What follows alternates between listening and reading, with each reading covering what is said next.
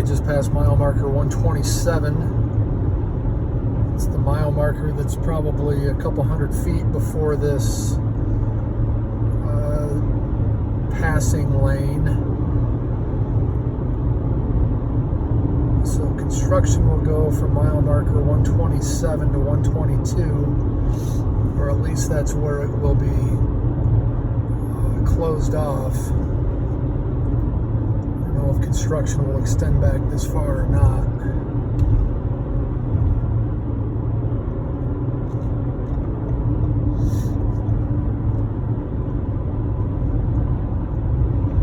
I'm just going to record this whole 5-mile stretch-ish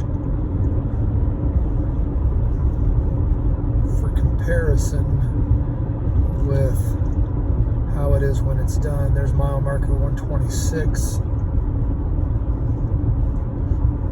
I'm trying to keep this as steady as possible, but I'm sure it's bouncy. But it's a bouncy road and can use some work. Shoulders here are pretty narrow.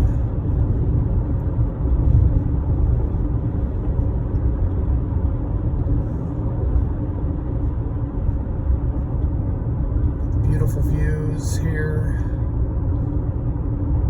Yeah, this whole trip is beautiful, but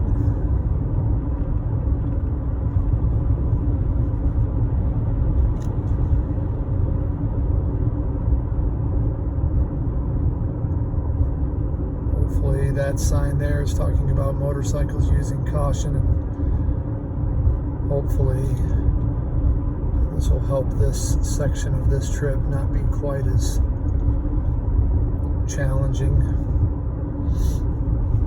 Mile marker 125 here, next to the old CDOT building. I don't know that they're going to be able to do much with this corner. They can widen it out a little bit, I suppose, but I don't think that, I mean, in fact, they do have flags out there. Maybe you can see those. Maybe that's the intent, to widen the road a bit more. Although I don't think personally that that's the issue. It looks like they've got some flags on the other side of the road to widen that out. Most of the challenges of this road are what's coming up here as we get into the mile markers that are the 124s, where down here they have them in tenths of a mile. But we also get narrowness, we get rock faces that are right next to the road. There's 124.3. And so I'm guessing that they're going to blast some of that rock out and make these corners a little wider to be a little more friendly for semis, long loads, motorcycles that have a tendency to go a bit too fast. You can see this is pretty cramped in here. And this corner drops off pretty quickly to the right. It's not too far down, but it doesn't take too far down to cause problems.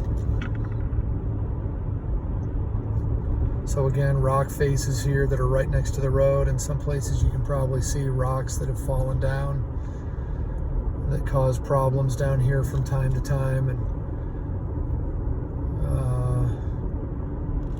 looks like maybe they've got some equipment showing up here already. Those are probably rumble strips and stuff to haul and move rock that comes down as they blast it.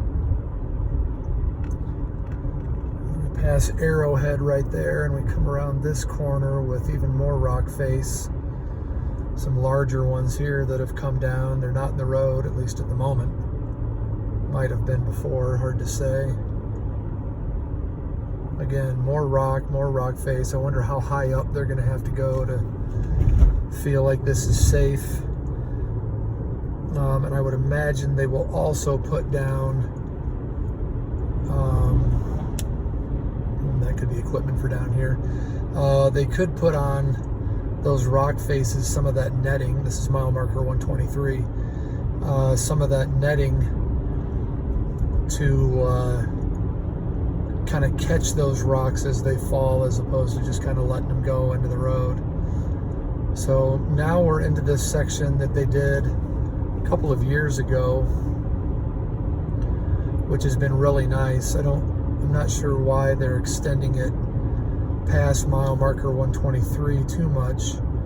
Certainly not all the way up to mile marker 122, but maybe that's just kind of their buffer zone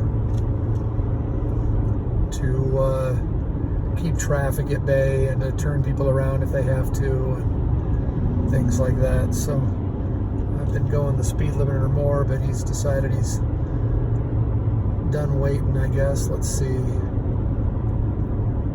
I already passed mile marker 122, or is it coming up? No, there it is. So we're coming all the way up here to where the little dome used to be. They used to have